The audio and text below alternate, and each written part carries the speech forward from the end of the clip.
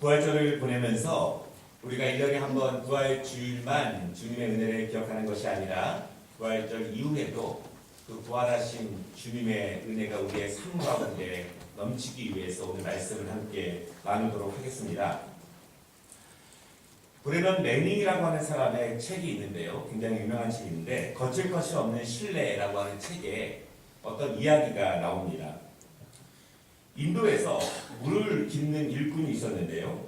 그는 지게 끝에 물동이 2개를 매달아서 어깨에 걸쳐 메고 물을 운반하게 됩니다. 그런데 어느 날 그 물동이 하나에 금이 갔습니다. 일꾼이 물동이를 메고 집에까지 오지만 하나의 물동이는 냇가에서 집에까지 오는 동안 단 한 방울의 물도 흘리지 않는 데 반면에 다른 한 물동이는 금이 가서 집에 오게 되면은 거의 반밖에 남지 않는 일이 반복해서 생기게 됩니다. 온전한 물동이는 항상 자기 자신을 자랑스럽게 생각했습니다. 자신이 원래 만들어진 목적대로 그 목적을 달성할 수 있음에 감사했고 항상 주인을 기쁘게 할 수 있음에 이 금이 안 간 물동이는 감사했습니다. 하지만 금간 물동이는 항상 자기 자신을 부끄럽게 생각합니다. 자신이 원래 만들어진 목적대로 이루지 못하고 항상 반밖에 달성하지 못하는 자기 자신이 부끄럽기 때문입니다. 주인이 아무리 열심히 노력해도 금이 가 있기 때문에 내가 할 수 있는 일이 별로 없었기 때문입니다. 그렇게 2년의 시간이 지났습니다. 어느 날 이 절망에 빠져 있는 금이 간 물동이가 시냇가에서 물을 깃는 동안에 일꾼에게 말을 걷습니다. 나는 내가 너무 부끄럽습니다. 당신한테 너무 미안해요. 왜 그렇게 생각하니? 물을 깃는 일꾼이 다시 물어봤습니다. 너무 부끄럽고 미안합니다. 그 이유가 뭐지? 지난 2년 동안 나는 물을 반밖에 운반하지 못했습니다. 물이 금방 새어버리니까요.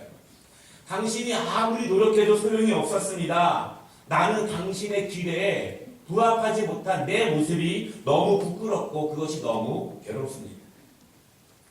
금이가 물동이가 이렇게 대답을 하자 일꾼이 그를 가엾이 여기면서 이렇게 말합니다. 집에 돌아갈 때 길가에 핀 예쁜 꽃들을 보려. 일꾼의 지게에 매달린 채 언덕에 오르는 동안 금이 간 물동이는요. 탐스럽게 핀 길가의 꽃들을 바라보게 됩니다. 햇빛을 받아서 반짝이는 꽃들이 너무나 아름다웠습니다. 그리고 집에 거의 다 왔을 때 금이가 물동이는 그래도 조금은 기운 차렸지만 집에 도착했을 때 자기의 물동에는 또한 반밖에 남지 않은 그 모습을 보고 다시 한번 부끄러웠습니다. 그리고 다시 한번 주인에게 미안한 마음을 들었습니다. 그때 일꾼이 이렇게 이야기했습니다. 내가 매달려 있는 그쪽에만 꽃이 피어나는 것을 너는 깨닫지 못했구나. 나는 내가 물을 흘리는 것을 익히 알고 있었단다. 그래서 네가 지나는 그쪽에 내가 꽃씨를 뿌렸단다. 너는 매일 거기에 물을 준 거야. 지난 2년간 나의 식탁에는 항상 아름다운 꽃들이 있었는데 지금 네가 물을 주지 않았다면 내 식탁은 이렇게 아름답게 이쁜 꽃으로 장식할 수 없었을 거야. 그렇게 이야기를 했습니다. 여러분 만약에 우리를 이 물동이와 비유한다면 여러분들은 어떤 물동이 같으십니까? 항상 주인의 목적에 완벽하게 부합하고 주인을 기쁘시게 하며 만든 목적대로 살아가는 그러한 물동이인가? 아니면 어디선가 새고 있는 그리고 구멍이 점점 커져서 주인을 기쁘시게 하지 못하고 날마다 무엇인가 연약함과 부족함을 드러내고 있는 그러한 금이 간 물동이가 우리의 모습은 아닌가? 그렇게도 생각을 해봅니다. 여러분 그렇지만 중요한 것은요. 우리의 부족함에도 불구하고 우리의 연약함에도 불구하고 하나님은 그 부족함을 통해서 누군가를 살리시고 우리의 연약함을 통해서 하나님은 일하시고 하나님의 나라를 세우신다는 사실을 여러분 믿으시기를 바랍니다. 금이가 물동이는 자신의 연약함 때문에 늘 가슴 아파합니다. 그리고 늘 주인에게 미안해합니다. 그러나 하나님께서는 우리의 부족함까지도 선하시고 아름다운 목적을 통해서 우리를 그 있는 모습 그대로 사용하신다는 사실을 여러분 믿으시기를 바랍니다. 능력 있는 그리스도인의 모습을 원하지 않는 사람이 어디 있겠습니까? 영적으로 성령님과 교통하고 경건의 능력을 가지고 우리의 가정에서, 학교에서, 직장에서 성령님이 주시는 힘과 능력 가지고 날마다 강건하게 살아가는 것, 모든 사람들이 원하는 그러한 모습입니다. 그러나 쉽지가 않습니다. 성령님과 동행하는 삶이 쉽지가 않습니다. 녹록하지가 않습니다. 내가 너무 연약한 것인지 아니면 내 안에 성령께서 나를 도와주고 있지 않은 것이 아닌지 우리는 알 수가 없지만 쉬운 것이 아니라는 것입니다. 이러한 고민들이 우리 안에 있죠. 여러분, 우리 이러한 내적인 고민과 연약한 삶의 모습이 사실 우리만의 고민은 아니라는 것도 또한 중요합니다. 사실은 인류의 모든 그리스도인들이 동일하게 겪고 있는 문제들입니다. 그리고 예수님의 제자들도 그 문제 때문에 항상 고민을 했습니다.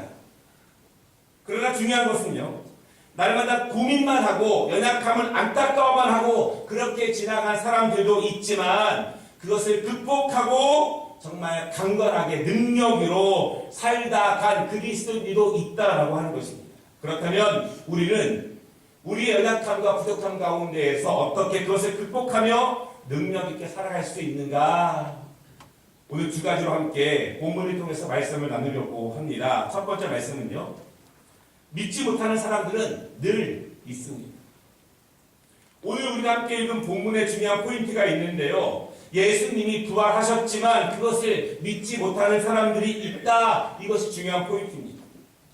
오늘 12절 말씀에 보면은 예수님께서 부활하신 후에 엠마오로 가는 두 제자에게 나타나십니다. 그리고 자신이 부활하신 예수라는 것을 그들에게 분명히 보여주십니다.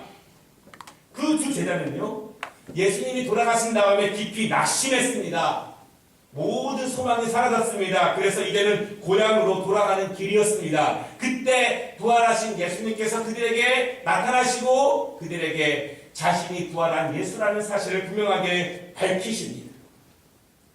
주님을 만난 그 두 제자가 다른 제자들을 만나러 갑니다. 그리고 그들에게 말합니다. 우리가 부활하신 예수님을 분명히 만났다. 이렇게 말합니다. 그런데 나머지 제자들이 그것을 믿지 않는다라고 하는 것입니다.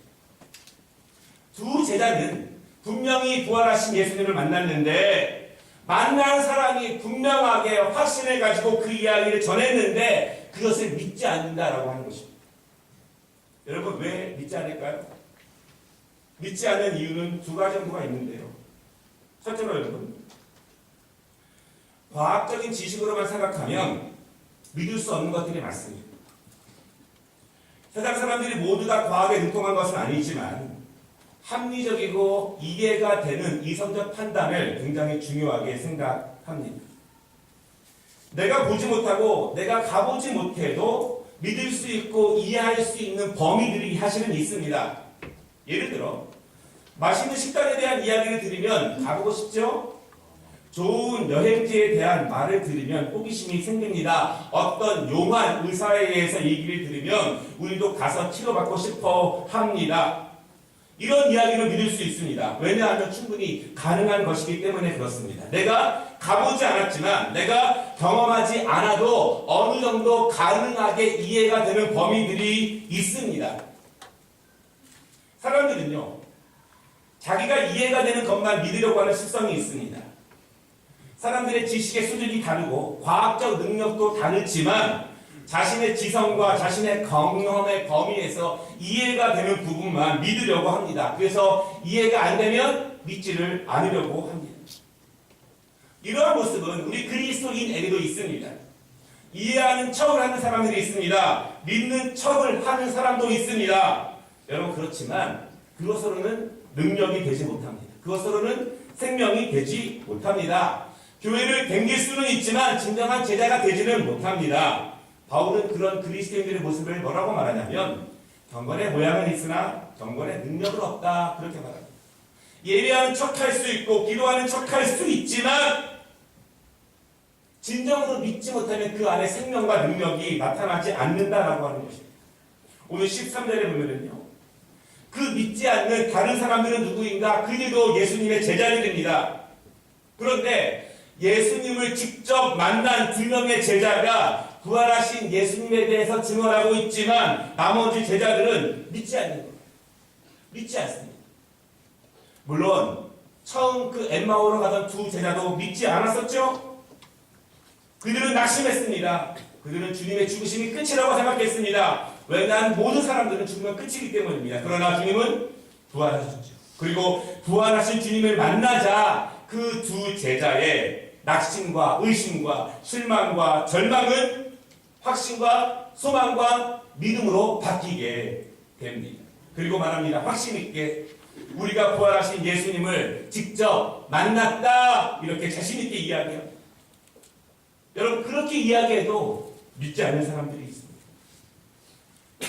자신의 과학적 지식과 자신의 경험과 자신의 합리적인 능력과 이해만으로만 믿으려고 하는 사람들은 죽었다가 죽은 사람이 다시 살아남에 대해서 믿으려고 하지 않는다는 것입니다. 왜냐하면 그것은 있을 수 없는 일이기 때문에 그렇습니다. 아무리 제자들이라도 확신한 제자들의 말을 믿지 않는다라고 하는 것입니다. 두 번째, 믿지 못하는 이유가 있는데요. 예수님의 말씀을 부분적으로 믿을 때 믿지 못하게 됩니다. 예수님은 아무 말도 안 하시고 부활하신 것이 아닙니다. 예수님은 제자들과 함께 계실 때에도 장차 죽으실 것과 돌아가실 것 그리고 다시 부활하실 것을 분명히 말씀하셨습니다. 그리고 주님은 그분이 말씀하신 그대로 그 일을 이루신 것입니다. 그러나 제자들은요, 예수님의 말씀을 부분적으로만 믿은 것입니다. 듣고 싶고 믿고 싶은 부분만 제자들은 믿은 것입니다. 제자들은 병든 자를 고치시는 예수님을 목격했습니다. 안진뱅이와 소병을 고쳐주실 때 제자들은 그것을 보았습니다. 예수님이 기도하시고 보리떡과 물고기로 수많은 사람들을 먹이실 때 그 자리에 있었고 함께 먹었고 함께 경험했습니다. 심지어 예수님께서 3번이나 죽은 자를 다시 살리시는 것도 보았습니다. 여러분 그런데요, 죽은 자를 다시 살리시는 예수님의 능력을 보았지만 정작 다시 살아나시는 예수님에 대한 말씀은 제자들이 믿지 못한 것입니다. 예수님의 말씀을 부분적으로만 믿는다는 것입니다. 본인들이 믿고 싶고 본인들이 이해가 되고 본인들이 판단이 되고 내가 가능한 부분만 믿고 그것을 주장한다라고 하는 것입니다. 예수님이 십자가에 못 박히신 다음 날 예수님을 죽인 빌라도와 이스라엘의 종교 지도자들이 긴급하게 회의를 합니다. 그 이유가 예수님과 묻힌 무덤을 더욱더 튼튼하게 지키기 위해서입니다. 왜냐하면 그들이 말하기를 예수가 살아생전에 죽지만 다시 부활할 것이라고 이야기했기 때문이다 라고 말합니다. 혹시 그가 부활하거나 혹시 그의 제자들이 예수의 시체를 훔쳐다가 부활했다고 말할까봐 그것이 두려워서 무덤을 더욱더 튼튼하게 막아놓고 더 많은 군사들을 세우게 됩니다. 아니, 예수님을 죽인 자들도 예수님의 부활에 대해서 걱정을 하고 준비를 하는데 정작 예수님의 제자들은 그것을 믿지 못한다고 하는 것입니다. 세상 사람들도 걱정을 하고 준비를 하는데 예수님의 제자들은 예수님이 하신 말씀이 그대로 이루어질 것을 믿지 못했다라고 하는 것입니다. 여러분 제자들의 모습이 이렇습니다. 우리의 모습이기도 합니다. 우리가 믿지 못하는 이유가 있죠. 우리가 선포되는 말씀을 순종하지 못하는 이유가 있습니다. 마치 금이가 물동이처럼 믿음의 연약함과 부족함을 드러내는 것이 우리의 모습이기도 합니다. 그 금이가 물동이가 주인에게 별로 도움이 되지 못하는 것을 안타까워하고 하나님 앞에 늘 부끄럽고 죄송한 마음이 있는 것이 우리의 모습이기도 합니다. 그러나 여러분 분명히 믿을 것은 그럼에도 불구하고 하나님께서는 부족한 우리를 통해서 일하신다는 사실을 여러분 믿으시기를 바랍니다. 우리는 다시 한번 하나님의 인도하신 가운데 강건해질 수 있다는 분명한 소망을 가지시기를 주님의 이름으로 축원합니다. 그리고 우리의 부족함을 통해 일하시고 그 안에서 성령의 역사를 이루시는 예수님을 더욱더 의지하는 우리 모두가 되기를 주님의 이름으로 축원합니다. 두 번째 말씀은요. 제자들은 말씀을 확실히 증언하게 됩니다. 20절 말씀을 보십시오. 제자들이 나가서 복음을 전합니다. 그런데 그때 능력이 나타납니다. 그리고 기적이 나타납니다. 제자들이 복음을 전하면 사람들이 그 말을 듣고 회개합니다. 제자들이 선포하니까 귀신이 떠나갑니다. 제자들이 안수하면 병이 고쳐집니다. 제자들이 말하면 그대로 이루어지는 역사가 이루어지게 됩니다. 실제로 일어납니다. 제자들의 능력 있는 사역을 통해서 초대교회가 하나씩 세워집니다. 그리고 그 교회가 오늘날 수없이 많은 교회들과 하나님의 백성들을 만들어내게 됩니다. 여러분, 누구의 능력 때문에 제자들에게 그런 능력이 나타났을까요? 제자들의 능력일까요? 그렇지 않습니다. 이것은 예수님의 말씀이 그대로 이루어졌기 때문에 그렇습니다. 제자들은 예수님의 말씀을 부분적으로 믿었고 믿고 싶은 것만 믿었지만 예수님의 말씀은 우리가 믿고 믿지 않고와 관계없이 그대로 이루어짐을 믿으시기를 바랍니다. 제자들은 믿지 않았지만 그분은 그분의 말씀을 그대로 이루십니다. 그래서 그분은 그 말씀대로 부활하셨습니다. 그리고 오늘 예수님께서는요, 제자들에게 능력 있는 복음 전파가 이루어질 것이라고 그들에게 선포하셨고 오늘 20절 말씀에서 그러한 역사가 나타나게 됩니다. 오늘 15절 말씀을 보십시오. 예수님이 그 부족한 제자들을 바라보시고 선포하시는 말씀이 있습니다. 너희는 온 천하에 다니며 만민에게 복음을 전파할 것이다. 너희가 복음을 전파할 때 믿고 세례를 받는 사람은 구원을 얻을 것이고 믿지 않는 사람들은 정죄를 받을 것이다. 너희가 전한 복음을 듣고 믿는 자들에게는 표적이 나타나고 귀신이 쫓겨나고 병든 자들이 치유받을 것이다. 그렇게 말씀하십니다. 예수님은 제자들을 통해서 이루어질 일들을 선포하십니다. 그리고 그들이 그렇게 했을 때 능력이 나타납니다. 여러분 믿으십니까? 예수님의 말씀은 그대로 이루어짐을 믿으시기를 바랍니다. 여러분 그런데요, 그 예수님의 선포가 능력으로 그대로 나타나기 위해서 중요한 과정이 있습니다. 제자들은 원래 그런 능력 있는 사람들이 아니었죠. 의심하는 사람들이었습니다. 부분적으로만 믿는 사람들이었습니다. 그런 자들에게 부활하신 예수님께서 찾아오신 것입니다. 연약한 그들이 주님 앞에 나아간 것이 아닙니다. 부활하셨다는 소문을 듣고 그들이 쫓아가서 주님을 만난 것이 아닙니다. 그들은 여전히 믿지 못했고 여전히 두려워했고 여전히 숨어 있었고 여전히 낙심했지만 그 낙심한 제자들을 예수님이 찾아가십니다. 그들의 믿음은 연약했지만 예수님은 그들을 그냥 두지 아니하시고 그들을 버리지 아니하시고 직접 찾아오셔서 그들에게 부활하신 예수님의 모습을 직접 확인하게 하십니다. 여러분, 우리는 금이가 물동이처럼 늘 의심 많고 연약하고 부족합니다. 그러나 우리가 주 앞에 나아가지 못해도 주님은 우리를 너무나 사랑하시기 때문에 우리를 사랑하시는 이유 때문에 이 땅에 오신 것이기 때문에 연약하고 한없이 부족하고 늘 낭만과 절망 가운데 있는 우리에게 찾아와 주시는 예수님, 그분을 기억하시기를 바랍니다. 아무리 절망 가운데 있고 낭만 가운데 있고 삶의 끝자락에 있다 할지라도 그분이 우리와 함께 계시고 우리의 모든 사정을 아시고 우리를 다시 초청하신다는 사실을 여러분 믿으시기를 바랍니다. 여러분 14절에 보면요, 예수님이 그 제자들에게 찾아오십니다. 그리고 그들의 믿음 없는 것과 마음이 완악한 것을 꾸짖으십니다. 먼저 혼내신다는 거예요. 여러분, 죄송하지만 혼날 것은 혼나야 합니다. 혼나야 잘못인지 알죠? 그래야 결단하고 회개할 수 있습니다. 잘못을 모르면 스스로 고쳐가기에는 너무나 어렵습니다. 요즘은 너무나 힘든 세상입니다. 다른 사람의 잘못을 건면하거나 바른 행동을 지적하거나 하기에 너무나 어려운 시절입니다. 그러나 예수님은요, 제자들의 그 죄악된 모습과 정결하지 않은 모습에 대해서 분명하게 꾸짖으십니다. 여러분 바라기는 교회에서 혼날 일이 있다면 그럴 일이 없어야겠지만 하나님의 뜻인지 받으시기 바랍니다. 아멘. 여러분, 예수님께 혼나는 것이 도리어 못되는 것입니다. 예수님이 고쳐주시지 않으면 영영 못 고치고 그렇게 부족한 대로 살아갈 수밖에 없습니다. 우리가 서로 기분 나쁜 말 하지 않고 듣기 좋은 말만 하기 때문에 우리는 점점 우리의 나쁜 습관들과 게으른 습관들과 바르지 않은 영적인 습관들을 고칠 기회도 얻지 못할 때가 너무나 많이 있습니다. 예수님은 그들에게 꾸짖으십니다.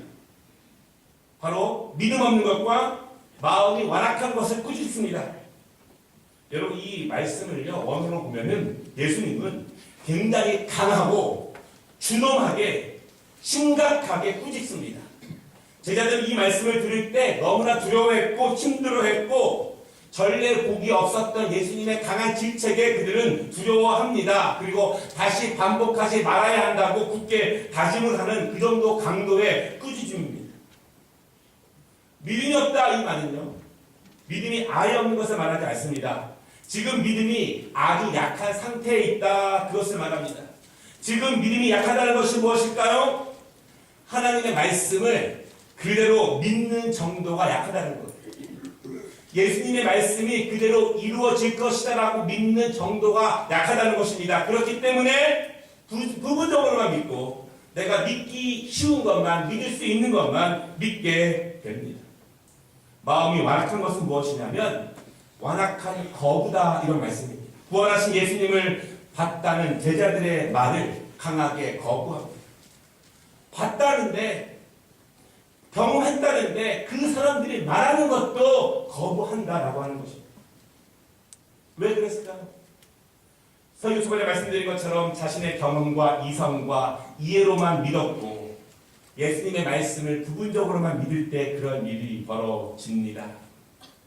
바라긴 여러분, 우리 연약하지만 하나님의 말씀은 그대로 이루어짐을 믿으시기 바랍니다. 한번 해보세요. 안 한 사람들이 말이 많지 한 사람들은 말이 없습니다. 안 해본 사람들이 말이 많은 거예요. 해보면 말이 없습니다. 예수님은 그들을 꾸짖었습니다. 그러나 예수님께서는 그들을 연약함 가운데 그냥 두지 않습니다. 그리고 그들에게 하나님의 말씀을 다시 선포하십니다. 너희를 내가 온천으로 보낼 것이다. 너희를 통해서 구원을 이룰 것이다. 너희는 나의 부활을 믿지 않았으나 이제 나를 만났으니 나의 못자국을 만져보았으니 너희가 경험했으니 너희는 이제 나가서 나의 부활을 선포하라. 너희도 부활할 것임을 선포하라. 그렇게 말씀하십니다. 그리고 그들이 선포할 때 그들을 외롭게 두는 것이 아니다. 성령께서 함께 하시사 그들의 소망 가운데 함께 하시고 그들의 확신 가운데 함께 하시고 그들의 담대함 가운데 함께 하시니 그 선포 안에 능력이 나타나고 제자들이 설교할 때 회개가 나타나고 귀신에게 명령할 때 쫓아지는 역사가 나타난다는 사실을 여러분 믿으시기 바랍니다. 확신하고 하면 그렇게 됩니다. 신학교에서 학생들 가운데 부목사님들이 있는데요. 이렇게 물어봅니다. 목사님, 중한 병자들이 있는데 그들에게 기도할 때 어떤 마음으로 기도하십니까? 제가 그랬어요. 나는 날 줄 믿고 기도한다. 의사가 포기해도 하나님이 고쳐주실 걸 100% 믿고 기도한다. 여러분, 우리는 연약하지만 하나님은 강하십니다. 우리의 능력을 보고 일하시는 것이 아니라 우리가 그 말씀, 나는 연약하고 나는 부족하지만 하나님의 말씀은 그대로 이루어지시고 우리가 그러한 소망과 믿음과 확신 가운데 선포하고 복음을 전하고 증거할 때 하나님은 우리의 확신과 소망 위에 하나님의 능력을 펼쳐 보이신다는 사실을 여러분 믿으시기 바랍니다. 예수님이 그렇게 선포하시고 그렇게 말씀하시고 그 부활의 예수님을 목격한 제자들은 하늘로 올라가는 예수님을 19절에 직접 보게 됩니다. 여러분, 혹시 여러분 가운데서 믿음이 부족하신 분들, 혹시 여러분 눈앞에서 예수님이 올라가시는 거 보신다면 우리는 정말 튼튼한 강건한 믿음을 가지고 살아갈 수 있을 것입니다. 제자들은 그 본 것, 경험한 것, 만난 것, 분명한 사실, 그들의 지식 넘어, 이해 넘어 일하시고 그대로 일하시는, 역사하시는 예수님, 그것을 보고 나가서 복음을 전하니 그 능력이 나타난다라고 하는 것입니다. 말씀을 마치겠습니다. 우리는 금이가 물동이처럼 늘 부족하고 늘 연약합니다. 우리는 우리의 부족함을 알기 때문에 그것이 더욱더 가슴이 아프고 슬프고 하나님 앞에 죄송한 마음들이 있습니다. 그러나 그것이 원래 우리의 모습입니다. 우리의 정도의 차이가 거기서 거깁니다. 그러나 하나님은 우리의 연약함을 모르고 우리를 택하신 것이 아닙니다. 우리 연약함을 모르고 우리에게 직분을 주시고 사명을 주신 것이 아닙니다. 아시고 우리를 부르시고 우리를 택하신 것입니다. 그리고 예수님께서는 그런 우리에게 능력을 주시고 은혜를 주시고 그 하나님의 능력으로 이제 증인의 삶, 하나님의 이름을 빛내는 능력의 삶을 살기를 우리에게 원하십니다. 자신의 눈으로 보기 전에는 믿지 못하고 했다고 말했던 제자들도, 예수님의 말씀을 부분적으로만 믿었던 제자들도 결국 하나님의 위대한 일꾼이 되었습니다. 그것은 살아계신 예수님, 부활하신 예수님을 직접 만났기 때문입니다. 바라기는 여러분, 하나님을 인격적으로 만나시기를 바랍니다. 하나님의 말씀이 그대로 이루어짐을 여러분 믿으시기를 바랍니다. 내가 이해하지 못하고 믿지 못해도 하나님은 그 위에 역사하신다는 사실을 믿으시기를 바랍니다. 직접 만나면 의심이 사라집니다. 직접 만나면 하나님의 말씀이 그대로 이루어지는 것을 직접 경험하면, 목격하면 우리는 제자들처럼 확신 있게 선포할 수 있습니다. 부활주의는 지난주에 끝났습니다. 이제는 제자들의 시간입니다. 그것을 바라본 증인들의 시간입니다. 이제는 우리의 시간입니다. 우리가 주님의 부활을 믿는다면, 그 부활을 통해서 우리가 부활될 것을 믿는다면 이제는 우리의 시간입니다. 우리가 확신과 소망과 믿음 가지고, 주여 나는 연약하고 부족하지만 늘 물을 질질 흘리고 다니지만 그럼에도 불구하고 우리의 연약함을 통해서 역사하여 주시옵소서. 증인되게 하여 주시옵소서. 우리의 연약함을 통해서 일하시는 그 하나님을 찬양합니다. 그 부활절 이후의 역사가 우리 모두에게 충만히 임하시기를 주님의 이름으로 축원합니다.